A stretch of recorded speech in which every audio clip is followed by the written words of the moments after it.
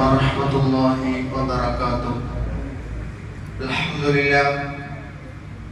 لله رب العالمين، والصلاة والسلام على أشرف المرسلين وعلى آله وصحبه أجمعين. أما بعد، رب اشرح لي صدري ويسر لي أمري واحلل عقدة من لساني يفقه قولي. فأعوذ بالله من الشيطان الرجيم. بسم الله الرحمن الرحيم. ربنا هب لنا من أزواجنا وذرياتنا قرة أعين واجعلنا للمتقين إماما. صدق الله العظيم. അല്ലാഹു സുബ്ഹാനഹു വ തആല നമ്മൾ ഒരുമിച്ച് ഉടനെ സ്വീകരിക്കുമാറാകട്ടെ. പരിശുദ്ധമായ ജുമുഅ ദിവസം അല്ലാഹുവിന്റെ പള്ളിയിൽ ഒരുമിച്ച് കൂടുവാനും ഇബാദത്തുകളിലായി മുഴുകുവാനും അല്ലാഹു സുബ്ഹാനഹു വ തആല ആയുസ്സിൽ ഒരു ദിവസം കൂടി നമുക്ക് നൽകിയിരിക്കുന്നു. അൽഹംദുലില്ലാഹി അലാ കുല്ലി ഹാൽ. അല്ലാഹുവിനെ അറിയുവാനും മനസ്സിലാക്കുവാനും അല്ലാഹുവിന്റെ പരിശുദ്ധമായ ഇസ്ലാം പഠിപ്പിക്കുന്ന കാര്യങ്ങൾ ജീവിതത്തിൽ പകർന്നെടുക്കുവാനും മറ്റുള്ളവർക്ക് നുകരുവാനും അല്ലാഹു സുബ്ഹാനഹു വ തആല നാം ഓരോരുത്തർക്കും തൗഫീഖ് നൽകി അനുഗ്രഹിക്കുമാറാകട്ടെ. ആമീൻ യാ റബ്ബൽ ആലമീൻ. പ്രിയമുള്ള സഹോദരങ്ങളെ, ഒരു കൂടിക്കാഴ്ചയ്ക്ക് ശേഷം നമ്മൾ വീണ്ടും കഴിഞ്ഞ ദിവസം പെരുന്നാളായിരുന്നു. പരസ്പര സ്നേഹത്തോടെ സഹകരണത്തോടെ ഐക്യത്തോടെയുള്ള ഒരു കൂടിക്കാഴ്ചയ്ക്ക് ശേഷം അല്ലാഹു സുബ്ഹാനഹു വ തആല അടുത്തൊരു പെരുന്നാൾ നമുക്ക് തന്നിരിക്കുകയാണ്. വെള്ളിയാഴ്ച എന്ന് പറയുന്നത് അതൊരു പെരുന്നാളാണ്, ഈദാണ്. അല്ലാഹു സുബ്ഹാനഹു വ തആല അതിന്റെ എല്ലാ പ്രതിഫലങ്ങളും മഹത്വങ്ങളും അല്ലാഹു നമുക്ക് നൽകി അനുഗ്രഹിക്കുമാറാകട്ടെ. നമ്മുടെ ജീവിതത്തിലും നമ്മുടെ കുടുംബങ്ങളിലും അല്ലാഹു സുബ്ഹാനഹു വ തആല നൽകി അനുഗ്രഹിക്കുമാറാകട്ടെ. പ്രിയപ്പെട്ടവരെ, അല്ലാഹുവിന്റെ റസൂൽ സല്ലല്ലാഹു അലൈഹി വസല്ലമ തങ്ങൾ ഈ ലോകത്തിനോട് പഠിപ്പിച്ച മുഴുവൻ കാര്യങ്ങളും പരിശുദ്ധമായ ഖുർആനെ അടിസ്ഥാനമാക്കിയുള്ളതാണ് എന്നതിൽ ആർക്കും ഒരു സംശയവുമില്ല. എന്നാൽ അതേ വിശുദ്ധമായ ഖുർആൻ നമ്മളോട് ചില കാര്യങ്ങൾ ഉണർത്തുന്നുണ്ട്, ഓർമ്മിപ്പിക്കുന്നുണ്ട്. അല്ലാഹുവിന്റെ റസൂൽ സല്ലല്ലാഹു അലൈഹി വസല്ലമ തങ്ങൾക്ക് അല്ലാഹു നൽകിയ വിശുദ്ധമായ ഖുർആനിൽ അല്ലാഹു നമുക്ക് നൽകിയ സന്താനങ്ങളെ കുറിച്ച് വിശുദ്ധമായ ഖുർആൻ പറയുന്നുണ്ട്. കണ്ണിന് കുളിർമയുള്ളതാണ്, ദുനിയാവിലെയും ആഖിറത്തിന്റെയും അലങ്കാരമാണ് എന്ന് വിശുദ്ധമായ ഖുർആൻ നമ്മുടെ മക്കളെ കുറിച്ച് പറഞ്ഞിട്ടുണ്ട്.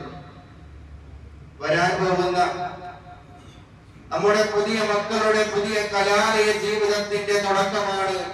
ഇനി വരുന്ന ദിവസങ്ങളിലായി നമ്മുടെ മക്കൾ പുതിയ വസ്ത്രങ്ങൾ ധരിച്ച്, യൂണിഫോം ധരിച്ച്, ബാഗിൽ പുസ്തകങ്ങളുമായി നല്ല ടിപ് ടോപ്പായി വീടുകളിൽ നിന്നും വാഹനത്തിലായി അല്ലാതെയും നമ്മുടെ മക്കൾ സ്കൂൾ കലാലയങ്ങളിലേക്ക് പോകുമ്പോൾ മക്കളുടെ മാതാപിതാക്കൾ എന്ന നിലയിൽ നമുക്ക് ചില കടമകളുണ്ട്.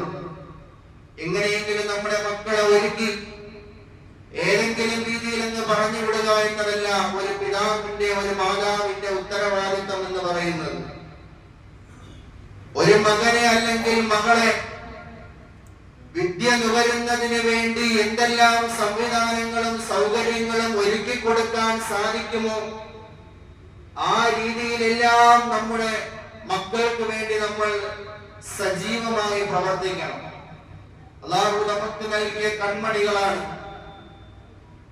ആർക്കും എന്തും ചെയ്യാമെന്ന രീതിയിൽ ഈ ഒരു യുവതലമുറ മാറിക്കൊണ്ടിരിക്കുമ്പോൾ പ്രിയപ്പെട്ടവരെ വളരെ സങ്കടമാണ്.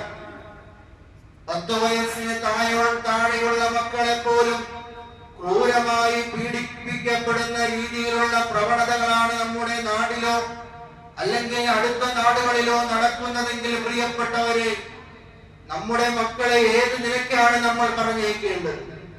നമ്മുടെ മക്കൾക്ക് എന്ത് സുരക്ഷിതമാണ് ഈ നാട്ടിലുള്ളത്?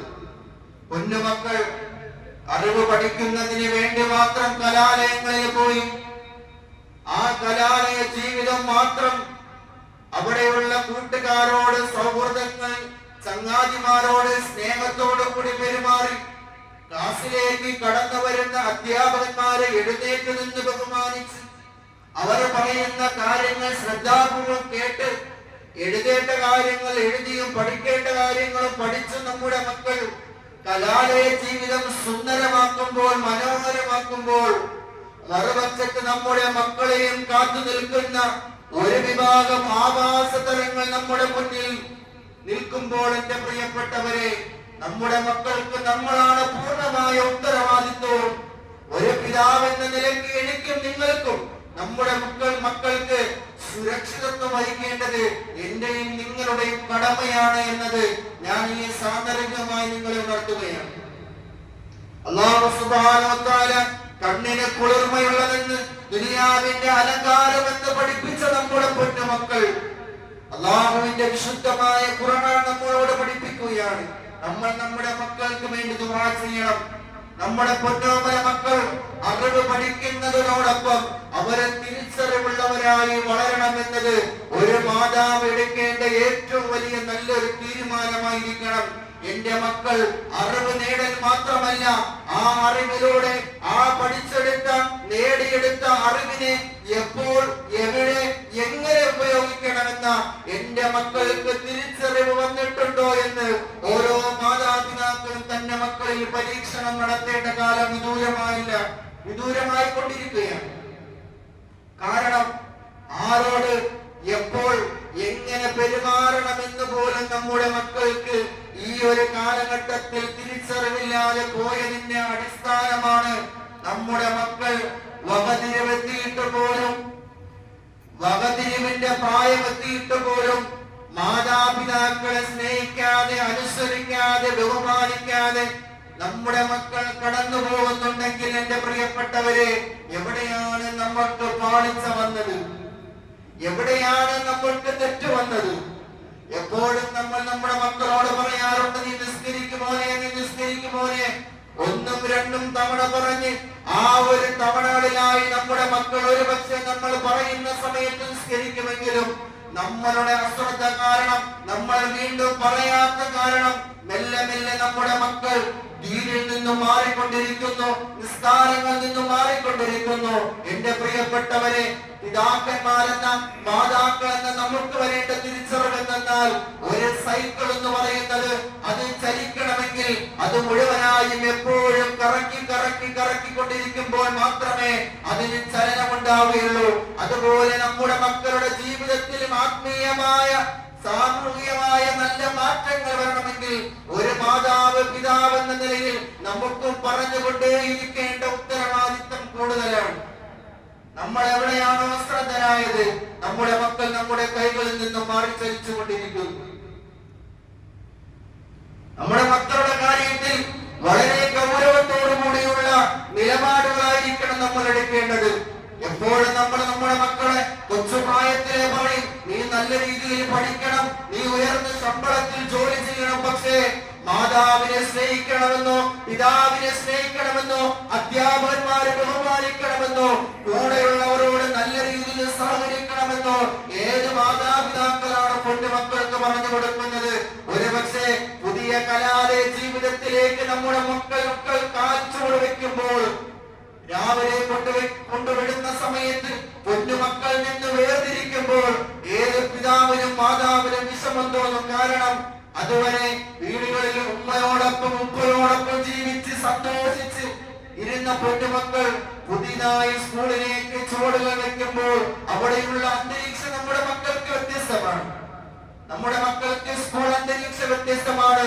ഒരുപാട് ക്ലാസുകളുണ്ട്, ഒരുപാട് മക്കളുണ്ട്, ഒരുപാട് അധ്യാപകരുണ്ട്.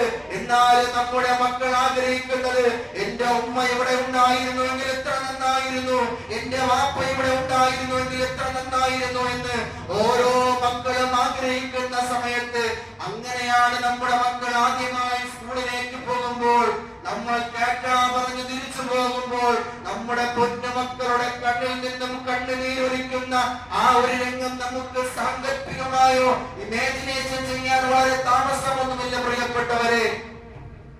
ആ മക്കളുടെ സ്നേഹം ചെറിയ പ്രായത്തിലെ തന്നെ നമ്മൾ അവരെ നല്ല രീതിയിൽ പറഞ്ഞു വളർത്തി വലുതാക്കിയാൽ മാത്രമേ ആ മക്കൾ നാളെ നമുക്ക് ഉപകാരമുള്ളവരായി മാറുകയുള്ളൂ. അല്ലാഹുവിന്റെ റസൂൽ സല്ലല്ലാഹു അലൈഹി വസല്ലമ തങ്ങൾക്ക് അല്ലാഹു നൽകിയ പരിശുദ്ധമായ ഖുർആനിലൂടെ അല്ലാഹു പറയുന്നു, നിങ്ങൾ നിങ്ങളുടെ മക്കൾക്ക് വേണ്ടി എപ്പോഴും ദുആ ചെയ്യണം. റബ്ബനാ ഹബ് ലനാ മിൻ അസ്വാജിനാ വദുർരിയതിനാ ഖുർറത അഅ്യുനിൻ. നിങ്ങൾ നിങ്ങളുടെ കൺകുളിർമയുള്ള മക്കൾക്ക് വേണ്ടി നിങ്ങൾ റബ്ബിനോട് എപ്പോഴും ദുആ ചെയ്യണമെന്ന് പരിശുദ്ധമായ ഖുർആൻ നമ്മെ പഠിപ്പിക്കുകയാണ്.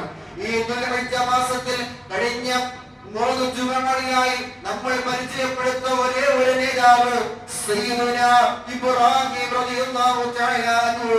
മഹാനായ ഇബ്രാഹിം നബി അലൈഹിസ്സലാത്തു വസ്സലാം പോലും റബ്ബിനോട് ചോദിച്ചു, റബ്ബി ജഅൽനി മുഖീമസ്സലാത്തി വമിൻ ദുർരിയതി. ഇബ്രാഹിം നബി അലൈഹിസ്സലാം പറഞ്ഞ ദുആയാണ്, റബ്ബി ജഅൽനി മുഖീമസ്സലാത്തി വമിൻ ദുർരിയതി. അല്ലാഹുവേ, നീ എന്നെ നിസ്കാരമുള്ളവനാക്കുകയും എന്റെ സന്തതികളെ നിസ്കാരമുള്ളവരാക്കുകയും ചെയ്യണമേ എന്ന് മഹാനായ ഇബ്രാഹിം നബി അലൈഹിസ്സലാത്തു വസ്സലാം നമുക്ക് പഠിപ്പിച്ചു തരികയാണ്. റബ്ബനാ തഖബ്ബൽ ദുആ, എന്നിട്ട് പറയുന്നു, റബ്ബേ ഈ ദുആഇനെ നീ സ്വീകരിക്കണേ അല്ലാഹ്. ഇബ്രാഹിം നബി അലൈഹിസ്സലാം തന്റെ മകന് വേണ്ടി ദുആ ചെയ്തിട്ട് റബ്ബിനോട് ചോദിക്കുന്നു, റബ്ബേ ഈ ദുആഇനെ നീ സ്വീകരിക്കണേ എന്ന് അല്ലാഹു സുബ്ഹാനഹു വ തആലയോട് പറഞ്ഞപ്പോൾ അല്ലാഹു നൽകിയത് ലോകത്തിന്റെ ചരിത്രത്തിന്റെ താളുകൾ എഴുതി രേഖപ്പെടുത്താൻ ഓരോ വിശ്വാസ സമുദായത്തിന്റെ മക്കളുടെ ഹൃദയത്തിന്റെ നെഞ്ചോട് ചേർത്ത് പിടിക്കാൻ പറ്റുന്ന രീതിയിൽ അല്ലാഹു സുബ്ഹാനഹു വ തആല മഹാനായ ഇബ്രാഹിം നബി അലൈഹിസ്സലാത്തു വസ്സലാമിന് നൽകിയ സന്തതികളാണ് മഹാനായ ഇസ്മാഈൽ നബിയും മഹാനായ ഇസ്ഹാഖ് നബി അലൈഹിസ്സലാമും. അതും ഒരു പിതാവും മക്കളുമല്ലേ സഹോദര? നമ്മളും ഒരു മാതാവും പിതാവും മക്കളുമായുള്ള ഒരു കുടുംബമല്ലേ? എന്നിട്ട് എന്റെ റബ്ബിന്റെ സഹായങ്ങൾ നമുക്ക് വരാതെ പോകുന്നത് എവിടെയാണ്? എവിടെയാണ് നമ്മുടെ ജീവിതത്തിന്റെ പരാജയങ്ങൾ തുടങ്ങിയതെന്ന് ഈ നിമിഷം ഞാൻ എന്തെങ്കിലും ചിന്തിക്കണം. എന്റെ പ്രിയപ്പെട്ടവരെ, എന്റെ മക്കളെ ഇനിയെങ്കിലും നല്ല രീതിയിൽ ജീവിപ്പിക്കാൻ, എന്റെ മക്കൾക്ക് ഇനിയെങ്കിലും നല്ല രീതിയിലുള്ള വിദ്യാഭ്യാസം നൽകാൻ എന്നെ കൊണ്ട് സാധിക്കണം, അല്ലെങ്കിൽ സാധിപ്പിക്കണം എന്ന ഒരു ചിന്താബോധം ഓരോ പിതാക്കന്മാർക്കും ഉണ്ടാകണമെന്ന് ഈ ഒരു ദിനത്തിൽ ഞാൻ ഓർമ്മിപ്പിക്കുകയാണ്. അതുപോലെ തന്നെയാണ് നമ്മുടെ മാതാപിതാക്കളെ സ്നേഹിക്കണമെന്നും നമ്മുടെ മാതാപിതാക്കളുടെ പ്രയാസങ്ങൾ എന്താണെന്നും നമ്മുടെ ജീവിതത്തിന്റെ ബുദ്ധിമുട്ടുകൾ എന്താണെന്നും നമ്മൾ ചെറിയ പ്രായത്തിൽ നമ്മുടെ മക്കളെ പറഞ്ഞ് പഠിപ്പിക്കണം. അവർ ആഗ്രഹിക്കുന്ന സമയത്ത് മുഴുവനും ആവശ്യ വസ്തുക്കൾ വാങ്ങിക്കൊടുക്കുമ്പോൾ അവരെപ്പോഴും അങ്ങനെയുള്ള ചിന്താഗതിയിൽ നമ്മുടെ മക്കളുടെ മനോഭാവം ആ രീതിയിൽ വളർന്നുകൊണ്ടിരിക്കുമ്പോൾ നമ്മുടെ മക്കൾക്ക് തിരിച്ചറിവ് നഷ്ടപ്പെട്ടുകൊണ്ടിരിക്കുകയാണ്. കാരണം ഇന്നത്തെ സാഹചര്യത്തിലാണെങ്കിൽ നമുക്ക് മനസ്സിലാക്കണം, ഒരു കുടുംബത്തിന് അന്നുള്ള വേല ചെയ്ത് ജോലി ചെയ്ത് കുടുംബത്തിനെ പോറ്റുന്ന ഓരോ പിതാക്കന്മാർക്ക് മനസ്സിലാകും, ഓരോ വസ്തുക്കൾക്കും ഇന്ന് വില കൂടിക്കൊണ്ടിരിക്കുകയാണ്. നമ്മൾ സഞ്ചരിക്കുന്ന വാഹനങ്ങൾ ഒന്ന് ചലിക്കണമെങ്കിൽ പോലും അതിന്റെ ഇന്ധനത്തുള്ളികൾക്ക് പോലും വില വർദ്ധിക്കുമ്പോൾ, ഒരു ചായ കുടിക്കാത്ത കേരളീയ മലയാളികളില്ലാത്ത കാലഘട്ടത്തിൽ പാൽ ചായകൾക്ക് പോലും വിലകൾ കൂടുമ്പോൾ, പാൽ ഉൽപ്പന്നങ്ങൾക്ക് പോലും വില വർദ്ധിക്കുമ്പോൾ എവിടെയാണ് നമ്മൾ കണക്ക് കൂട്ടണം? പ്രിയപ്പെട്ടവരെ, ഒരു ദിവസത്തിന്റെ കണക്ക് ചിലവെടുത്ത് ഒരു മാസം ഇത്രത്തോളം അധികമാണെന്ന് നമ്മൾ തിരിച്ചറിയുമ്പോൾ അതേ തിരിച്ചറിവുള്ള ബോധം നമ്മുടെ മക്കൾക്ക് നമ്മൾ കൊടുക്കണം. മോനെ, വളർന്നു വരുന്ന കാലഘട്ടത്തിൽ വസ്തുക്കൾക്ക് ചിലപ്പോൾ വിലപിടിപ്പുണ്ടാകാം. നിന്റെ വാപ്പ ഒരുപക്ഷെ ജീവനോടെ ഇരിപ്പില്ലായിരിക്കാം. എന്നാലും പൊന്നുമോനെ, നീ ആരോടും ആശ കാണിക്കാതെ, ഒന്നും അഹങ്കരിക്കാതെ, ഒന്നും അത്യാഗ്രഹിക്കാതെ യഥാർത്ഥ നല്ല മനുഷ്യനായി ഈ വാപ്പ ജീവിക്കുമ്പോൾ നീ ജീവിക്കാൻ പഠിക്കണേ എന്ന് ഒരു വാപ്പ യഥാർത്ഥ റോൾ മോഡലായി സ്വന്തം മക്കൾക്ക് മാതൃകയാക്കാനുണ്ടെങ്കിൽ എന്റെ പ്രിയപ്പെട്ട വാപ്പമാരെ, നിങ്ങൾ യഥാർത്ഥത്തിൽ വിജയിച്ചിരിക്കുന്നു എന്ന് ഈ ഒരു ദിനത്തിൽ ഞാൻ ഓർമ്മിപ്പിക്കുകയാണ്. അല്ലാഹുവിന്റെ റസൂൽ സല്ലല്ലാഹു അലൈഹി വസല്ലം തങ്ങൾ കാണാൻ ആഗ്രഹിച്ചിരുന്ന, അല്ലാഹുവിന്റെ റസൂലിന്റെ സംസാരങ്ങൾ അധികമായി പ്രശംസിച്ചിരുന്ന ഒരു താബിഈയായ ഒരു മനുഷ്യൻ യമനിൽ ജീവിച്ചിരിപ്പുണ്ടായിരുന്നു. അല്ലാഹുവിന്റെ റസൂൽ സല്ലല്ലാഹു അലൈഹി വസല്ലം തങ്ങൾ ജീവിച്ചിരുന്ന സമയം വരെ ആ മനുഷ്യനെ കണ്ടിട്ടില്ല. ആ മനുഷ്യനെ കുറിച്ചുള്ള പുകഴ്ത്തലുകൾ അല്ലാഹുവിന്റെ റസൂൽ സല്ലല്ലാഹു അലൈഹി വസല്ലം തങ്ങൾ മദീനയിലെ സഹാബാക്കൾക്ക് പറഞ്ഞു കൊടുക്കുമായിരുന്നു. അല്ലാഹുവിന്റെ റസൂൽ സല്ലല്ലാഹു അലൈഹി വസല്ലം തങ്ങൾ വഫാത്തിന്റെ വേളയിൽ മഹാനായ ഉമർ ഇബ്നുൽ ഖത്താബ് റളിയല്ലാഹു തആല അൻഹുവിനെ അലി റളിയല്ലാഹു അൻഹുവിനെ വിളിച്ചുകൊണ്ട് ഒരു വസിയത്ത് ചെയ്യുന്നു.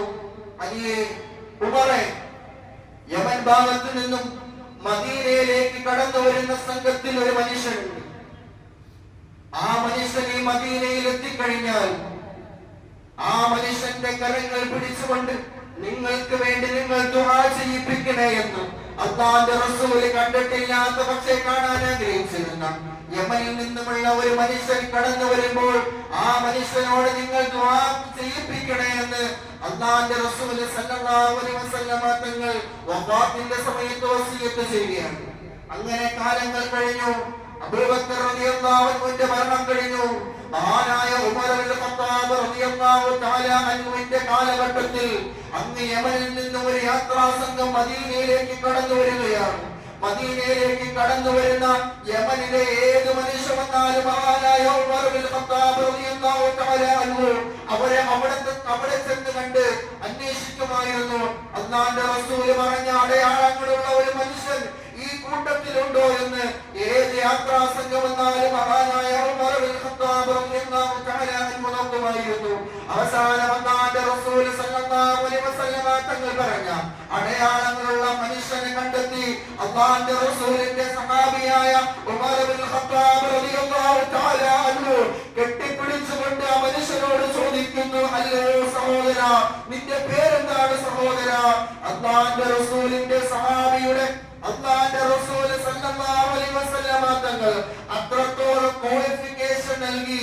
അല്ലാഹുവിന്റെ റസൂൽ സല്ലല്ലാഹു അലൈഹി വസല്ലം തങ്ങൾ കാണാൻ ആഗ്രഹിച്ചിരുന്ന ആ മനുഷ്യന്റെ പേരാണ് മഹാനായ ഉവൈസുൽ ഖർനി റളിയല്ലാഹു തആല അൻഹു.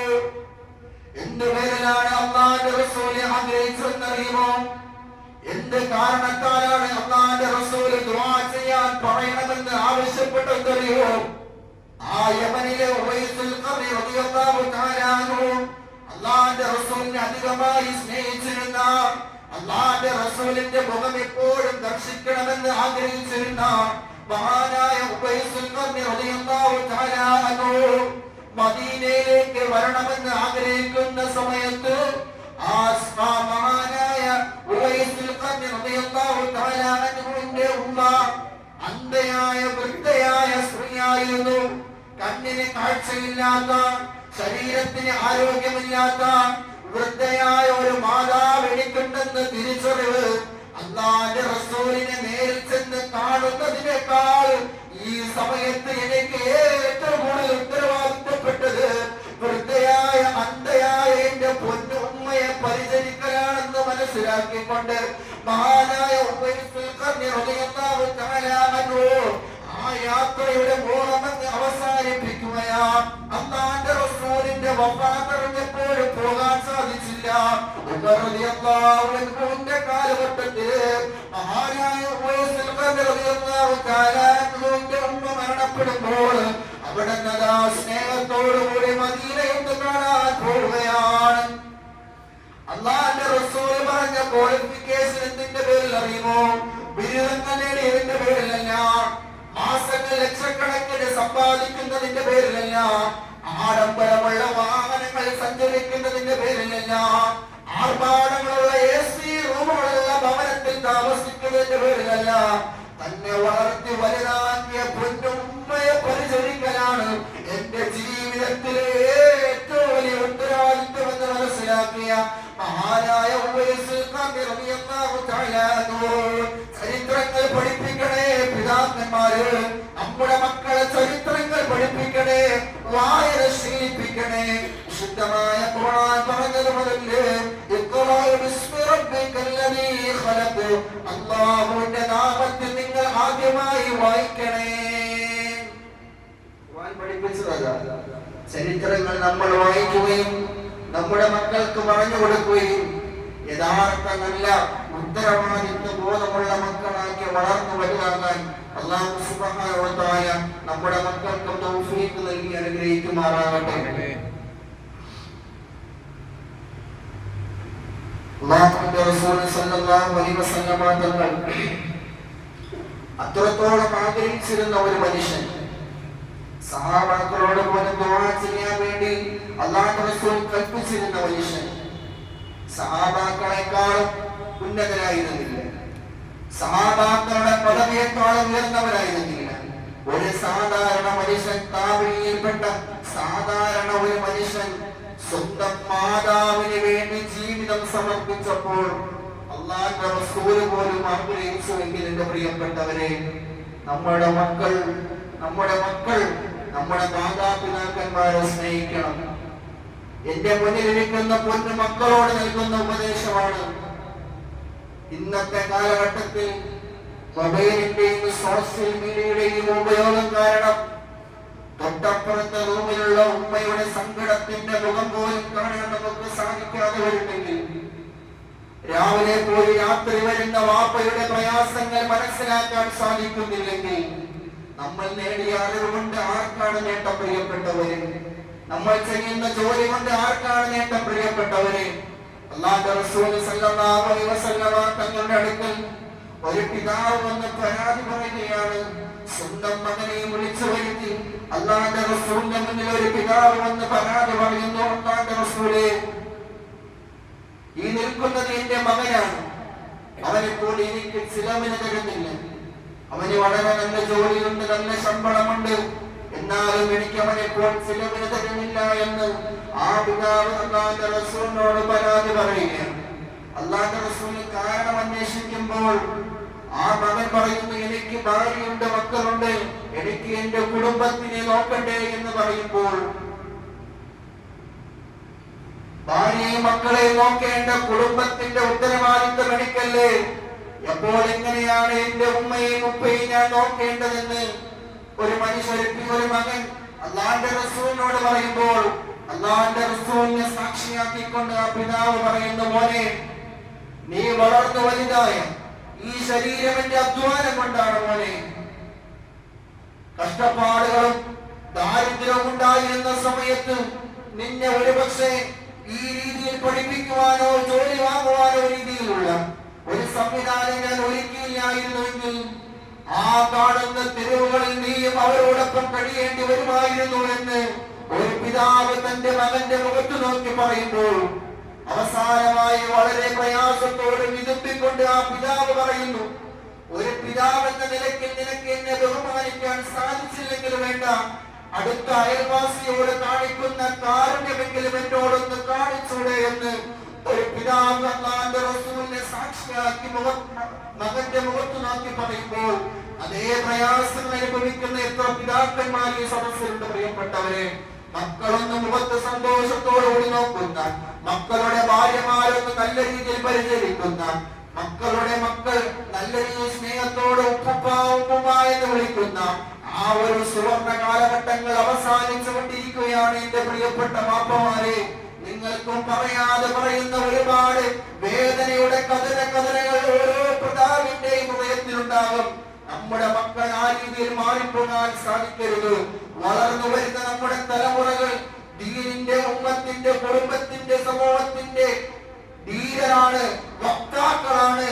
അവരാണ് നമ്മുടെ ചെറുപ്പകാലത്ത് നമ്മൾ അവരെ ഏത് രീതിയിൽ പരിചരിച്ചോ, നമ്മൾ വാർദ്ധക്യമെത്തുമ്പോഴും എന്റെ മക്കൾ എന്നെ നല്ല രീതിയിൽ പരിചരിക്കണമെന്ന ഓരോ ചിന്താഗതി ഓരോ പിതാക്കന്മാരുടെ ഹൃദയത്തിൽ ഉണ്ടാവുകയും അതിനുവേണ്ടിയുള്ള പരിശ്രമങ്ങൾ നമ്മുടെ മക്കളിലേക്ക് നമ്മൾ ഏൽപ്പിക്കുകയും ചെയ്യുക.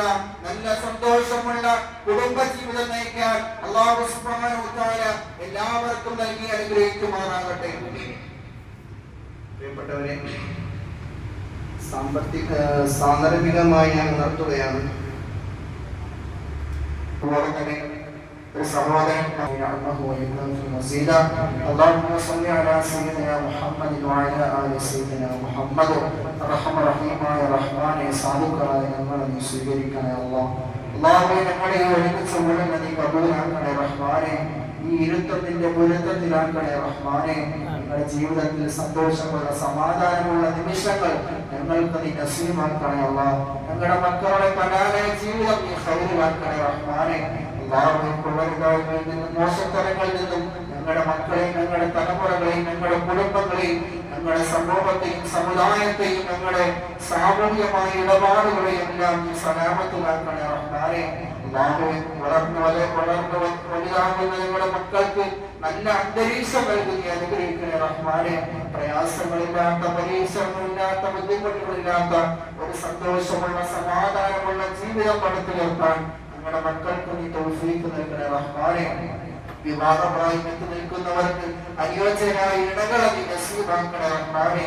ഖൈറായി എത്രയും വേഗം നീ എളുപ്പമാക്കണേ റഹ്മാനെ. അല്ലാഹുവേ, മരണപ്പെട്ടവർക്ക് നീ മഗ്ഫിറത്തും റഹ്മത്തും നൽകണേ അല്ലാഹ്. ഞങ്ങളുടെയും അവരുടെയും പാപങ്ങൾ കൊടുക്കണേ റഹ്മാനെ. സിറാത്ത് എളുപ്പമാക്കണേ അല്ലാഹ്. ഹിസാബ് എളുപ്പമാക്കണേ റഹ്മാനെ. സ്വർഗ്ഗത്തിലേക്ക് ഒരുമിച്ച് മൂടാനുള്ള സൗഭാഗ്യം അനുഗ്രഹിക്കണേ റഹ്മാനെ. ആമീൻ ബിറഹ്മതിക യാ അർഹമർ റഹീമീൻ. അൽഹംദുലില്ലാഹി റബ്ബിൽ ആലമീൻ. അസ്സലാമു അലൈക്കും വറഹ്മത്തുള്ളാഹി വബറകാതുഹു. വറഹ്മത്തുള്ളാഹി വബറകാതുഹു. اللهم صل على سيدنا محمد وعلى آل سيدنا محمد. معشر المسلمين رحمكم الله، الجمعة حج الفقراء والمساكين وعيد المؤمنين. الخطبة تقوم مقام ركعتين من الفرض إذا صعد الخطيب على المنبر فلا يتكلمن أحد، ومن تكلم فقد لغى، ومن لغى فلا جمعة له. استمعوا يغفر الله لنا ولكم ولجميع المسلمين والمؤمنين أجمعين فاستغفروه إنه هو الغفور الرحيم.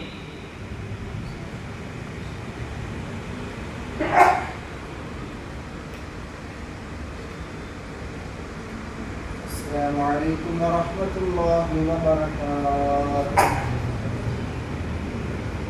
الله أكبر الله.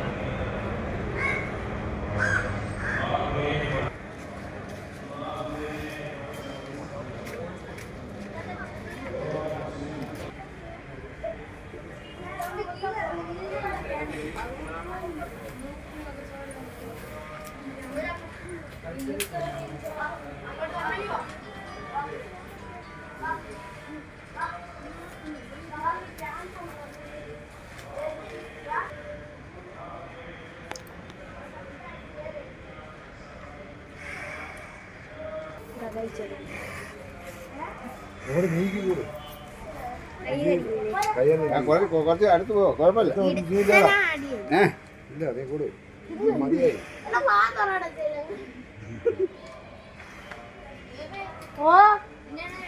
നീ പച്ച ഇലയെല്ലാം മുറിച്ച് കൊടുത്തത്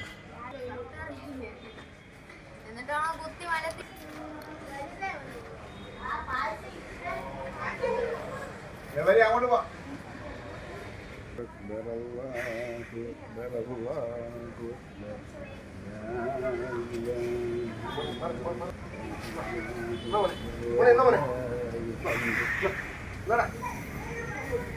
ജയിച്ചോ